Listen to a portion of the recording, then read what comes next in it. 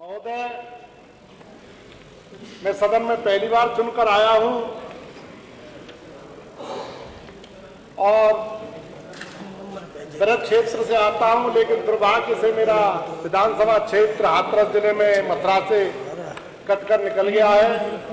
अब मेरा जिला हाथरस है। जब मैं चुनकर आया था तो गांव के बुजुर्गों ने मेरे से कहा कि बहुत बड़े न्याय के मंदिर में तुम जा रहे हो, बहुत बड़ा न्याय का मंदिर है, वहां पे बहुत बहुत बड़े लोग आते हैं, बहुत बहुत बड़े कानून बनते हैं, आपको संयम से काम करना है और धर्म और न्याय के साथ काम करना है। लेकिन अध्यक्ष महोदय, 2-3 दिन से जिस तरीके से मैंने यहाँ पर देखा है, मुझे कहने में कोई गुरेज नहीं है कि जब मैं छोटा था तो गांव में मैं अपने दादाजी के साथ गांव में जो रामलीलाएं होती हैं उसे देखने के लिए जाता था। तो रामलीला में मुझे जो देखने के लिए मिलता था,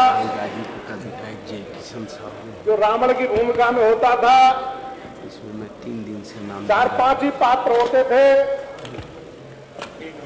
जो रावण की भूमिका में होता था, 15 मिनट बाद वही धोती पहनकर सीता जी की भूमिका में आ जाता था, और जो हनुमान की भूमिका में होता था वही रावण की भूमिका में आ जाता था। मैं किसी का नाम नहीं लेना चाहता हूं। यहां पर मुझे उस तरीके का माहौल देखने को मिला कि जो लोग कल यहां बैठे थे वही लोग आज यहां बैठे हैं, और जो लोग कल वहां तालियां बजाते थे वही आज लोग यहां से हूटिंग करते हैं। मैं इस न्याय के मंदिर में आया हूं, पहली बार बोलने का अवसर मिला है। सदन के सामने कहना चाहता हूं कि गलती हो जाए तो क्षमा करना। महोदय, श्री राज्यपाल जी के अभिभाषण के दौरान अभिवादन में प्रदेश की सरकार की जो उपलब्धि है, जैसे निजी क्षेत्र में रोजगार, जीरो टॉलरेंस की बात कही गई, कानून व्यवस्था एवं कानून राज स्थापित करने की बात कही गई है, जबकि धरातल पर इसका विपरीत वातावरण देखने को मिल रहा है। अभी हमारे बहुत वरिष्ठ नेता आदरणीय शिवपाल सिंह जी ने जो बात कही, मैं उसमें अपनी बात को जोड़ना चाहता हूं। मैं भी प्रतिनिधि हूं। वो तो कह रहे थे अधिकारी डीएम और एसपी और सीओ और एडिशनल एसपी की सही मायने की ईमानदारी की बात तो जो है कि विधायकों के फोन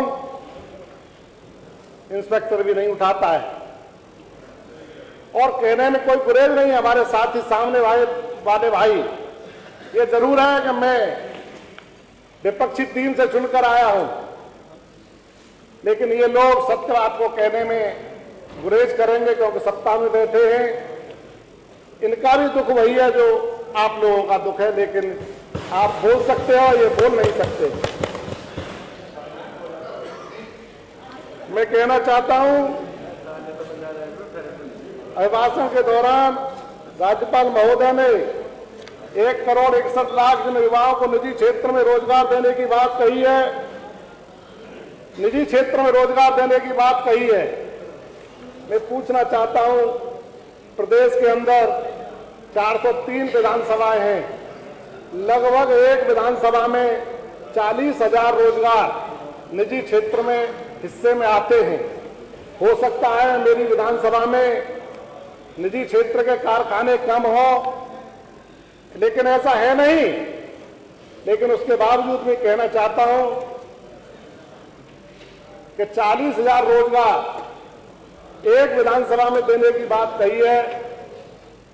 मुझे 4,000 रोजगार भी अगर दिखा देंगे 5 साल के अंदर, तो मैं आपका बहुत बहुत धन्यवाद करना चाहूंगा। भ्रष्टाचार मुक्त वातावरण, कानून का राज, भय मुक्त वातावरण जैसी बातें सरकार की दिखावा मात्र हैं। कहने में तो बहुत अच्छी लगती हैं, लेकिन वास्तव में किसी सरकारी कार्यालय में जाकर देखिए, अफसरशाही हावी है। थानों में मुकदमे नहीं लिखे जाते हैं, और जो मुकदमे लिखे जाते हैं वो झूठे मुकदमे लिखे जाते हैं, जिससे पुलिस की आमदनी हो सके। पुलिस उन्हीं में तत्परता दिखाती है। थानों में भ्रष्टाचार प्राप्त है, अतिक्रमण के नाम मनमानी करी जा रही है, वाहन चेकिंग के नाम पर मनमानी भोली भाली जनता को लूटा जा रहा है। माननीय अधिष्ठाता महोदय, मैं ध्यान आकर्षित करना चाहता हूं, किसानों की सिंचाई के लिए पानी मुहैया कराने में सरकार पूरी तरह फेल है। मेरी विधानसभा क्षेत्र सादाबाद में निचली माठ ब्रांच गंगा नहर मथुरा से निकलती है, जिला मथुरा से। हमारे 4-5 जिले मथुरा नहर से कनेक्टेड हैं। मेरा भी जो विधानसभा क्षेत्र है उस मथुरा माठ ब्रांच से 4 रजवाए निकलते हैं। किसी भी रजवाए में टेल तक पानी नहीं पहुंचता है। किसान इस भीषण गर्मी में सिंचाई से वंचित है। चरी, बाजरा, उड़द, मूंग आदि फसलों को लेकर हताश व निराश है, और किसानों की खुशहाली की बात एक मजाक बनाकर रह जाती है। मैं ध्यान आकर्षित करना चाहता हूं, किसानों की आय दुगनी करने की बात राज्यपाल महोदय द्वारा कही गई। महोदय, मैं और आपका ध्यान आकर्षित करना चाहता हूं कि हाथरस, मथुरा, आगरा, फिरोजाबाद आलू उत्पादन के क्षेत्र में प्रदेश में नंबर 1 है, जहां किसानों की बात, किसानों को लागत का दोगुना मूल्य तो क्या, वर्ष भर में लागत भी नहीं मिल पाती है, उन्हें लागत के बराबर ही पैसा नहीं मिल पाता है।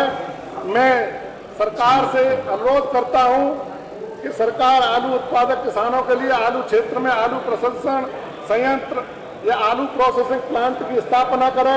इसके लिए आगरा समुचित स्थान है। आगरा के सराउंडिंग 100 किलोमीटर एरिया में आलू की बहुत बड़ी पैदावार होती है। आलू का क्षेत्र है, जिससे आलू किसानों को राहत मिल सके तथा आलू पर आधारित किसान उद्योग विकसित किए जाए।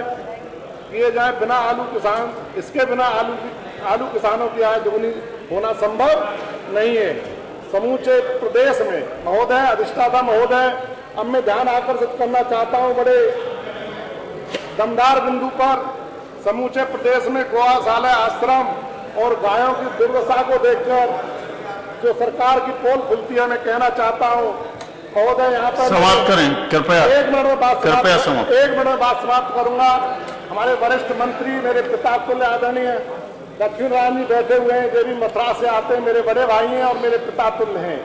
मैं पूछना चाहता हूं सरकार से कि ऐसी गाय, क्योंकि देखिए मैंने कहा ना, मैं मथुरा जिले से आता हूं। मथुरा के लोग के बारे में धारणा है कि ये चटोरे होते हैं, तो मैं कहना चाहता हूं कि यहाँ की जो गाय है वो भी ज्यादा खाना पीना खाती है, लेकिन सरकार ने जिस तरीके से उनके लिए 30 रुपए भोजन के लिए उपलब्ध कराए, मैं पूरे प्रदेश के यहाँ सारे विधानसभा में विधायक लोग बैठे हुए हैं, मंत्री जी बैठे हुए हैं, आदरणीय मुख्यमंत्री जी नहीं है। मैं भी तारीफ करना चाहता हूं कि मैंने भी सुना है, बड़े ईमानदार हैं, बड़े अच्छे आदमी हैं, लेकिन मुझे ये समझ में नहीं आता कि 30 रुपए में कौन सी गाय पेट भर के खाना खा लेगी। और अगर कोई किसी के प्रदेश, किसी के जिले में अगर माननीय प्रभात कुमार वर्मा जी, बस समाप्त। 30 रुपए में अगर भोजन कर सकती है तो उन गाय को मेरे जिले